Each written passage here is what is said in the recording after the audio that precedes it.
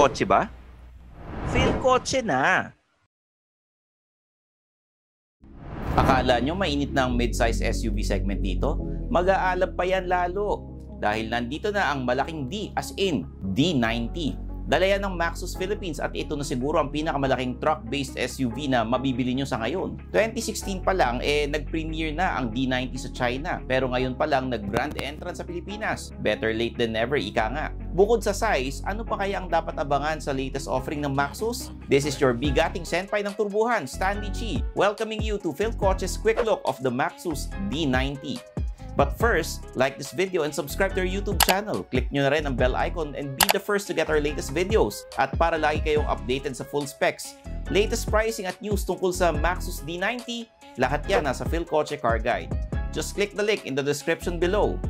Gamit ng D90 ang platform ng T60 pickup na nasa Pilipinas na. Grabe!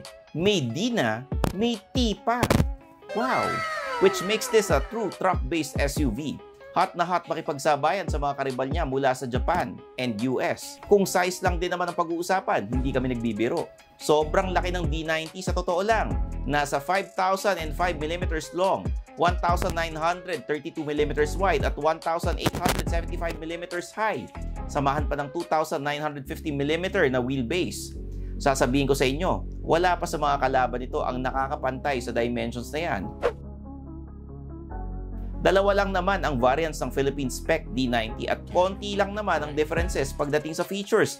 Pero, dadating tayo dyan. Exterior-wise, standard ang LED headlamps at daytime running lamps. Take note, automatic pa ang ilaw, ang lakas ng dating ng grille. Samahan pa ng fog lamps sa front bumper with matching skid plate.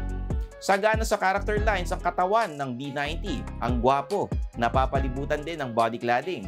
Medyo mababa ang ground clearance at 210mm pero may side stepboards pa rin para madaling sakyan. LED na rin ang rear lamps, nakapalibot sa power tailgate ng upper spec variant. Sa laki ba naman ng D90? Malabo na siguro yung mabitin kayo sa space. Pero just in case, gusto nyong magpakabit ng top carrier, may kasama ng roof rails. Ang gamit ng D90 for shoes, 19-inch two-tone alloy wheels. Pagdating sa loob, pakipunas yung laway ha. Baka tumulo sa luwag ng cabin. 7 ang kasya sa loob at leather seats ang standard. Kung kayo ang driver, madaling maghanap ng ideal driving position dahil 12-way power adjustable ang upuan. Kahit puno ng passengers, may lugar pa rin behind the rear seats for cargo, lalo na may underfloor storage.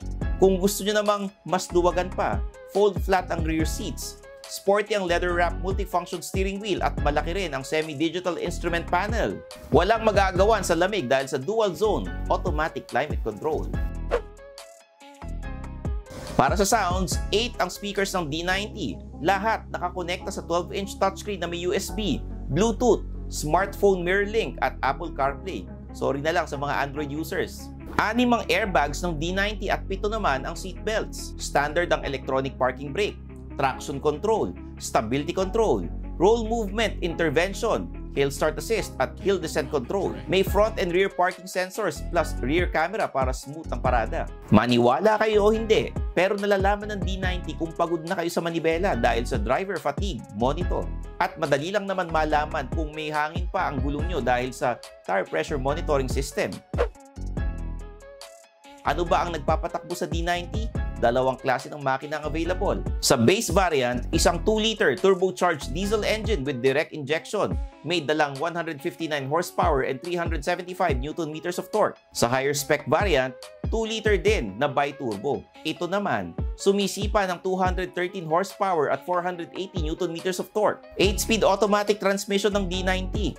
Kung 4x2 ang base variant, all-terrain 4x4 naman ang higher spec trim. Double wishbone ang front at 5-link ang rear suspension kaya pihadong hindi matagtag ang ride quality. Magkano ba yung Maxus D90? Ang premium 4x2 nasa 1,918,000 pesos. Kung gusto nyo ng fully loaded, 2,268,000 pesos naman ang presyo ng premium 4x4. At yan ang Phil Coche's quick look ng Maxus D90 midsize SUV.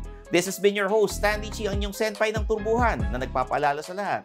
Isasagad ko para biyaheng langit. Kita-kits tayo sa next video. Bye-bye!